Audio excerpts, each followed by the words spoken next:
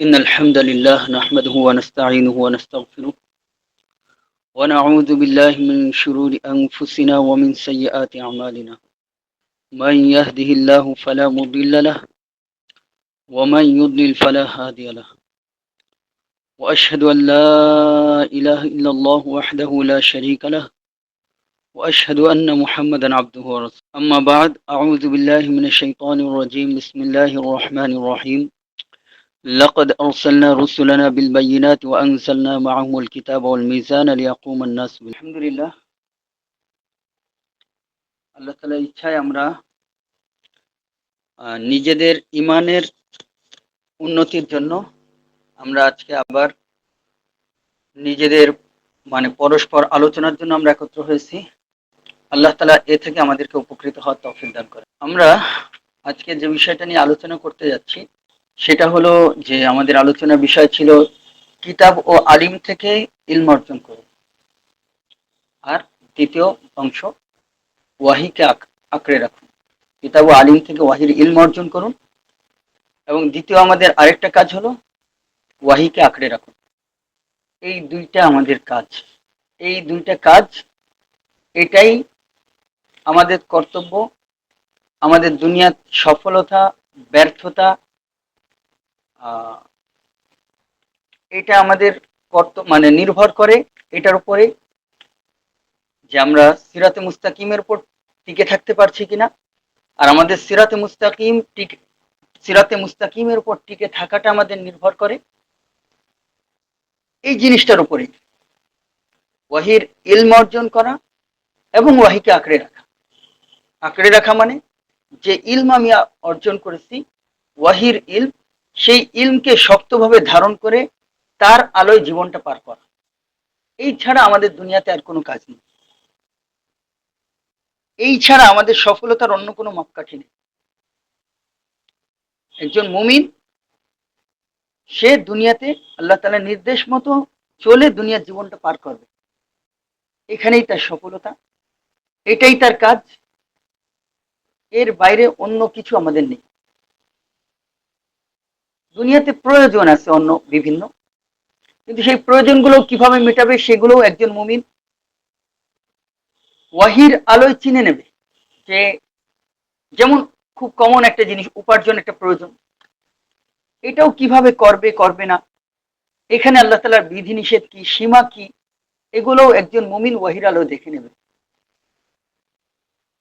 আমরা যেহেতু দুইটা জিনিস, দুইটা অংশ আমাদের আলোচনার আজকে, এক নম্বর হলো ওয়াহির ইলম অর্জন করার কথা আমরা বলছিলাম। ওয়াহির ইলম কোথা থেকে আমরা অর্জন করব? আল্লাহর কিতাব থেকে এবং আহলুল ইলম থেকে। হ্যাঁ, আল্লাহ তাআলা কিতাবের সাথে সাথে কিতাবের ব্যাখ্যা হিসেবে সুন্নাহ পাঠিয়েছেন। নবী রাসূলগণ আল্লাহর কিতাব যেমন শিখিয়েছেন, হিকমাহ শিখিয়েছেন। হিকমাহ হলো কিতাবের ব্যাখ্যা, কিতাবের বাস্তব রূপ। আল্লাহ রাসূল সাল্লাল্লাহু আলাইহি ওয়াসাল্লাম যেমন আল্লাহর কিতাব কুরআন শিখিয়েছেন, এবং এর বাইরে যা কিছু শিখিয়েছেন কুরআনের বাস্তব রূপ, আল্লাহর কুরআনের অনুসরণের বাস্তব রূপ যেটা, কুরআনের ব্যাখ্যা যেটা, যেটা সুন্নাহ হিসেবে আমাদের সামনে সংকলিত হয়ে আছে, এবং আল্লাহর কিতাবের মধ্যে যাকে হিকমাহ বলা হচ্ছে। হ্যাঁ, হিকমার একাধিক ভিন্ন ভিন্ন জায়গায় হিকমা ভিন্ন ভিন্ন অর্থেও ব্যবহার হয়েছে। যাই হোক, তো আমরা যদি ইলম অর্জন করতে চাই, আমাদের দুইটা জায়গা, আল্লাহ তাআলা দুইটা জিনিস আমাদের ইলম অর্জন করার জন্য পাঠাইছেন। এটা আল্লাহ তাআলার নিজাম, আল্লাহ তাআলার সুন্নাহ। যে আল্লাহ তাআলা মানুষের হেদায়েতের জন্য কিতাব পাঠিয়েছেন, ওই কিতাবটা শিখিয়ে দেওয়ার জন্য আল্লাহ তাআলা নবী রাসূলদেরকে পাঠিয়েছেন। এটা আল্লাহ তাআলার সুন্নাহ, যে আল্লাহ তাআলা এভাবেই আল্লাহ তাআলা শেখান, এভাবেই আল্লাহ তাআলা হেদায়েতকে পাঠান। হেদায়েত পাঠানোর জন্য আল্লাহ তাআলা কি পাঠিয়েছেন? আল্লাহর কিতাব পাঠিয়েছেন। আবার সেই কিতাবটা শিখাই দেওয়ার জন্য আল্লাহ তাআলা কি পাঠাইছেন?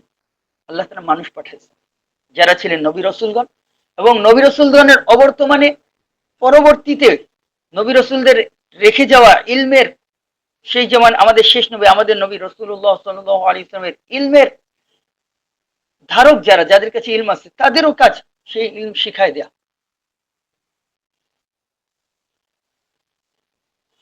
আমরা এই প্রসঙ্গে সূরাতুল হাদীদের 25 নম্বর আয়াতের শুরুর অংশটা পড়ছি। আল্লাহ তাআলা বলছেন, লাকাদ আরসালনা রুসুলানা বিল বায়িনাত, আমি আমার রসুলদেরকে পাঠিয়েছি বাইনাত সহ, স্পষ্ট বিষয়াদি সহ। বাইন শব্দের অর্থ স্পষ্ট, অর্থাৎ স্পষ্ট দলিল প্রমাণ, হেদায়েতকে চিনে নেয়ার স্পষ্ট মাধ্যম, যেখানে কোনো অস্পষ্টতা নেই, যেখানে কোনো বক্রতা নেই। ওয়ানজালনা মাহুমুল কিতাব, আমি তাদের সাথে পাঠিয়েছি কিতাব, ওয়াল মিজান লিয়াকুমান নাস বিল কিসত, এবং সাথে আমি মিজানও পাঠাইছি, মানে পাল্লা, দাড়ি পাল্লাও আল্লাহ তাআলা পাঠিয়েছেন, যেন মানুষ ইনসাফকে প্রতিষ্ঠিত রাখতে পারে, ইনসাফ পূর্ণভাবে চলতে পারে। মাপের জন্য দাড়িপাল্লা পাল্লা প্রয়োজন, হক প্রত্যেকের হক বুঝাই দেওয়ার জন্য পাল্লা প্রয়োজন, এই পাল্লাও আল্লাহ তাআলা পাঠিয়েছেন। এরপরে আল্লাহ তাআলা বলছেন যে আল্লাহ তাআলা হাদিদ পাঠাইছেন, লোহা, যে হাদিদের মধ্যে শক্তি আছে এবং মানে যুদ্ধের উপকরণ হিসাবে সেটা কাজে লাগে, এবং সেই হাদিদের মধ্যে মানাফিউল লিন-নাস আছে, মানুষের জন্য অনেক কল্যাণ আছে। এবং আল্লাহ তাআলা এই হাদিদ পাঠিয়ে আল্লাহ তাআলা দেখতে চান, লোহাকে পাঠিয়ে, যে কে আল্লাহ তাআলাকে সাহায্য করে এবং আল্লাহ রসুলকে গাইবের প্রতি ঈমান রেখে। ইন্নাল্লাহ কাওয়িয়্যুন আজিজ, নিশ্চয়ই আল্লাহ তাআলা শক্তিশালী, পরাক্রমশালী। মূলত আজকের আলোচনার জন্য আমাদের যে বিষয়টা নিয়ে আমরা আলোচনা করছি সেটা হলো আয়াতের শুরু অংশ। একই ধরনের যে আল্লাহ তাআলা এখানে আমাদের লক্ষণীয় বিষয়, যে আল্লাহ তাআলা একই সাথে রসুল পাঠিয়েছেন, রসুলদের কাছে সুস্পষ্ট দলিল প্রমাণ পাঠিয়েছেন, এবং আল্লাহ তাআলা বলছেন যে রসুলদের কাছে কি দলিল প্রমাণ পাঠিয়েছেন সেটার ব্যাখ্যা হলো পরের অংশটা, যে আল্লাহ তাআলা রসুলদের সাথে কিতাব পাঠিয়েছেন। এইরকম ভাবে আল্লাহ তাআলা কোরআনের বিভিন্ন জায়গায় একই ধরনের কথা আল্লাহ তাআলা বলেছেন, আমি রসুল পাঠিয়েছি এবং কিতাব পাঠিয়েছি। আল্লাহ তাআলা সুন্নাহ এটা, যে আল্লাহ তাআলা মানুষকে হেদায়েত দিতে চান, আল্লাহর পক্ষ থেকে যে হেদায়েত এটা মানুষের কাছে পৌঁছে দিতে চান।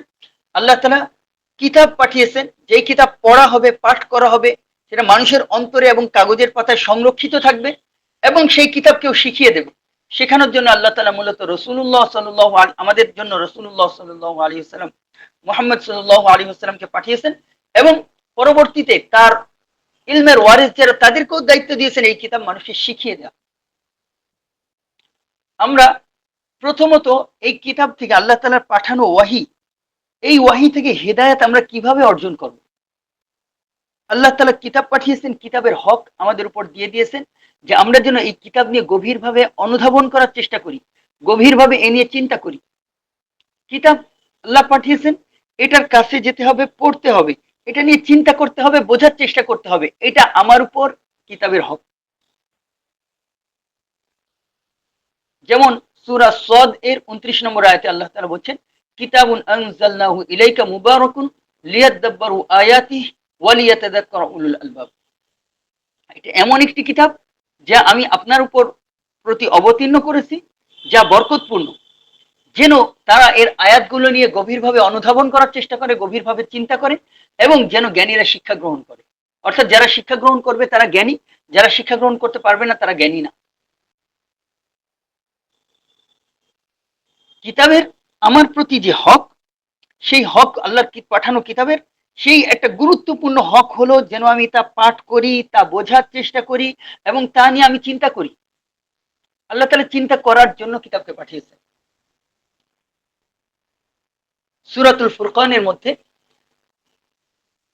আল্লাহ তাআলা বলছেন, ওয়াকালা রাসূল ইয়া রাব্বি ইন্না কওমি ইত্তাখাযু হাযাল কুরআনা মাহজুরা। এই আয়াতের দুইটা ব্যাখ্যা আছে, যে কোন ব্যাখ্যা অনুযায়ী কিয়ামতের দিবসে বলবেন, কোন ব্যাখ্যা অনুযায়ী রাসূলুল্লাহ সাল্লাল্লাহু আলাইহি ওয়াসাল্লাম বলেছিলেন তার জীবদ্দশায়।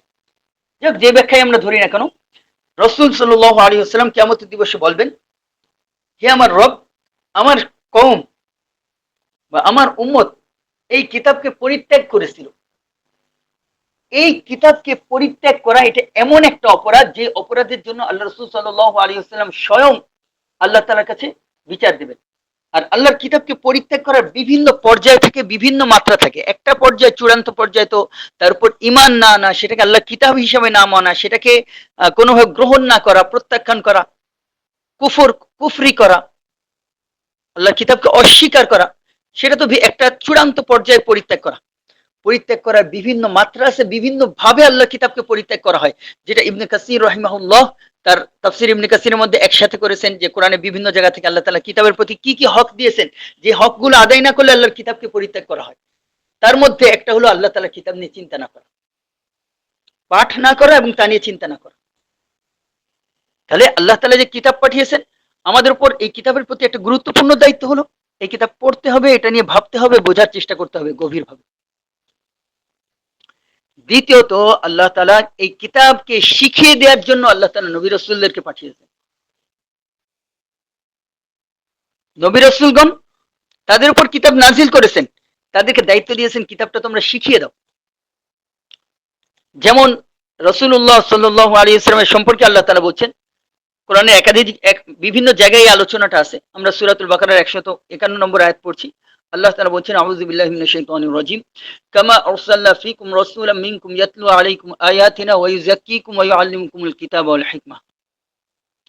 যেভাবে যেমন আমি তোমাদের মধ্য হতে একজন রাসূল পাঠিয়েছি যিনি তোমাদের কাছে আমার আয়াতগুলো পাঠ করে শোনাবেন, ওয়া ইউযাক্কিকুম এবং তোমাদেরকে তিনি পবিত্র করবেন, অর্থাৎ শিরক কুফর থেকে পবিত্র, আল্লাহর অবাধ্যতা থেকে পবিত্র, তোমার অন্তরকে রিয়া নিফাক যত ধরনের রোগ আছে সেগুলো থেকে মুক্ত করবেন, এটা পবিত্র করা।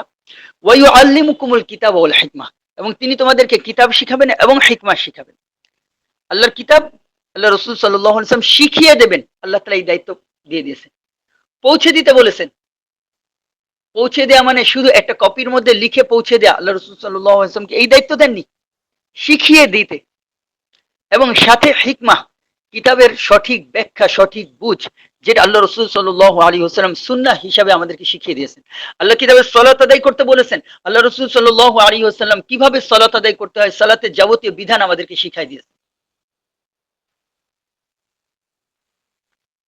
যাই হোক, তো এই আয়াতটাতে আমরা দেখতে পাচ্ছি আল্লাহ তাআলা রাসূলুল্লাহ সাল্লাল্লাহু আলাইহি ওয়াসাল্লামকেও দায়িত্ব দিয়েছেন আল্লাহর কিতাবটি শিখাই দেয়। এবং আল্লাহ তাআলা ইতিপূর্বেও যে আল্লাহ তাআলা আহলে কিতাব যাদেরকে পাঠিয়েছিলেন, মানে আহলে কিতাব যাদেরকে অর্থাৎ পূর্ববর্তী নবী রাসূল যাদেরকে পাঠিয়েছিলেন তাদের ইলম যে আহলে কিতাবরা পূর্ববর্তী আহলে কিতাবরা অর্জন করেছিল, যারা সেই ইলমের ধারক বাহক, তাদের ব্যাপারেও একই কথা। আল্লাহ তাআলা বলছেন ফাসআলু আহলা যিকরি ইন কুনতুম লা তা'লামুন, তোমরা যদি না জানো তাহলে যারা জানে তাদেরকে জিজ্ঞাসা করে নাও। আহলু যিকর, জিকির অর্থ আল্লাহ তাআলার কিতাব, ওয়াহি সেখানেও জিকির বলা হয়। যাদের আল্লাহর কিতাবের ইলম যাদের কাছে আছে তাদেরকে তোমরা জিজ্ঞাসা করো যদি না জানেন। তাহলে আলেমদেরকে জিজ্ঞাসা করা এটা আল্লাহ তাআলার একটা নির্দেশ। তাহলে আল্লাহ তাআলা একই সাথে দুইটা জিনিসের সমন্বয় করেছেন, একই সাথে কিতাব দিয়েছেন, পড়তে বলেছেন, চিন্তা করতে বলেছেন, যে চিন্তা করে না তার নিন্দা করেছেন। একই সাথে আল্লাহ তাআলা ব্যক্তি পাঠিয়েছেন, নবী রাসূলদেরকে পাঠিয়েছেন কিতাব শিখিয়ে দেওয়ার জন্য, এবং নবী রাসূলের অবর্তমানে কিতাবের ইলমের ধারক যারা তাদেরকে আল্লাহ তাআলা জিজ্ঞেস করতেও বলেছেন। আল্লাহ রাসূল সাল্লাল্লাহু আলাইহি ওয়াসাল্লামের অবর্তমানে আল্লাহ রাসূল সাল্লাল্লাহু আলাইহি ওয়াসাল্লামের ইলমের ওয়ারিস কারা? ওয়ারিস অর্থাৎ কারোর অবর্তমানে তার সম্পদের মালিক যারা হয়, রাসূলুল্লাহ সাল্লাল্লাহু আলাইহি ওয়াসাল্লাম বলছেন যে উলামারা হলো যারা ইলম অর্জন করে। উলামা মানে এটা একটা নির্দিষ্ট না, মানে মূলত কোনো সার্টিফিকেটের নাম না, এটা আসলে এটা কোনো সার্টিফিকেটের নাম না। যারা আহলুল ইলম, যাদের কাছে ইলম আছে, তারা হলো আল্লাহ রাসূল সাল্লাল্লাহু আলাইহি ওয়াসাল্লামের ওয়ারিস। তাদের কাজ কি? তাদের কাজ আরেকজনকে শেখানো। যে কোরআন শেখে এবং অন্যকে শেখায় সে অন্যদের চেয়ে শ্রেষ্ঠ। আল্লাহ রাসূল সাল্লাল্লাহু আলাইহি ওয়াসাল্লাম বলছেন খায়রুকুম মান তাআল্লামাল কুরআন ওয়া আল্লামা, তোমাদের মধ্যে সেরা সেই ব্যক্তি যে কোরআন শেখে এবং আরেকজনকে শিখায় দেয়। শেখা শেখানো, এই শেখা শেখানোর মাধ্যমে ইলম অর্জন করতে হয়, ওয়াহির ইলম। একটা হলো তাহলে ওয়াহির ইলম কিভাবে অর্জন করতে হয়, একটা হলো আল্লাহ তাআলার কিতাব থেকে, আরেকটা হলো ব্যক্তি থেকে। দুইটা আল্লাহ তাআলার নিজাম এটা। এভাবেই আল্লাহর পাঠানো হিদায়াতকে গ্রহণ করতে হয়। যদি আমরা আল্লাহর কিতাবকে পরিত্যাগ করি, আমার যা প্রয়োজন আমি কোনো আহলুল ইলম থেকে শুধু জিজ্ঞাসা করতেছি, এতে সমস্যা কোথায়? সমস্যা হলো কে আহলুল ইলম সেটাই আপনার কাছে আর জানা, আপনি আর চিনতে পারবেন না। আপনার কাছে যখন আপনি নিজেও ইলমের চর্চা করেন, আপনি আহলুল ইলমের কাছেও যান, কে দুইটাকে আপনি একসাথে সমন্বয় করছেন, আপনি ইলম দিয়ে যাচাই করতে পারবেন কে ইলম মোতাবেক কথা বলে। যখন ইলমের সাথে, ইলমের চর্চার সাথে আপনার কোনো সম্পৃক্ততা নেই, আপনি আহলুল ইলম কাকে মনে করবেন? উদ্ভট উদ্ভট সব ক্রাইটেরিয়া আপনার দাঁড়ায় যাবে আহলুল ইলম চেনার জন্য। হয়তো কখনো আপনার কোনো ভালো লাগা থেকে আপনি নির্বাচন করে নেবেন যে আহলুল ইলম কারা, অমুকরা। কেন অমুকরা? সে অমুকদেরকে আমার পছন্দ হয়, দেখে ভালো লাগে। সেই অমুক যত জাহালাতপূর্ণ কথা বলুক, আপনি সেটাকে দেদারসে গ্রহণ করতে থাকবেন।